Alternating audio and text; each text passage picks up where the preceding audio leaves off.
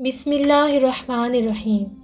آج ہم سورۃ الکوثر کی تفسیر اور ترجمے کے بارے میں پڑھیں گے۔ انا اعطیناک الکوثر فصل لربک وانحر ان شانئک ھو الابتر۔ اے نبی، ہم نے آپ کو خیر کثیر عطا کی۔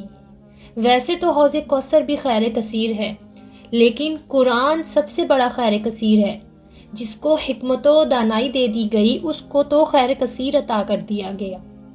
تو ہم نے آپ کو وہ سب کچھ عطا کر دیا اور بہتات کے ساتھ عطا کر دیا ہے جو انسان کی انسانیت کے لیے درہ امتیاز بن سکتا ہے۔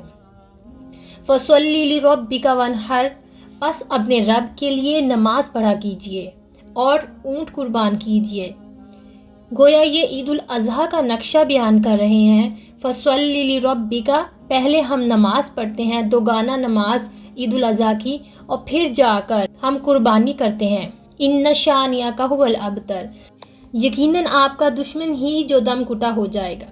اس کا پس منظر یہ ہے کہ جب نبی کریم صلی اللہ علیہ وآلہ وسلم کے ایک صاحبزادے بچپن میں ہی فوت ہو گئے تو کچھ کفار تھے مکے کے، انہوں نے بہت خوشیاں منائیں کہ ایک ہی بیٹا تھا، باقی تو ان کی بیٹیاں ہیں۔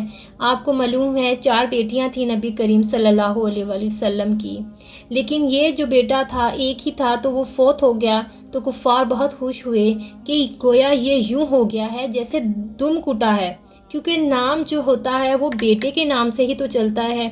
اب تو اس کا کوئی تذکرہ ہی نہیں کرے گا، اور جب تک یہ ہے کوئی بات نہیں، آگے کوئی نام ہی لینے والا نہیں رہے گا۔ تو فرمایا کہ نہیں، ان کو تو اللہ کروڑوں اور اربوں بیٹے عطا کرے گا۔ ہاں اے نبی صلی اللہ علیہ وآلہ وسلم، آپ کا دشمن ضرور ہے جس کا کوئی نام لیوا نہیں رہے گا۔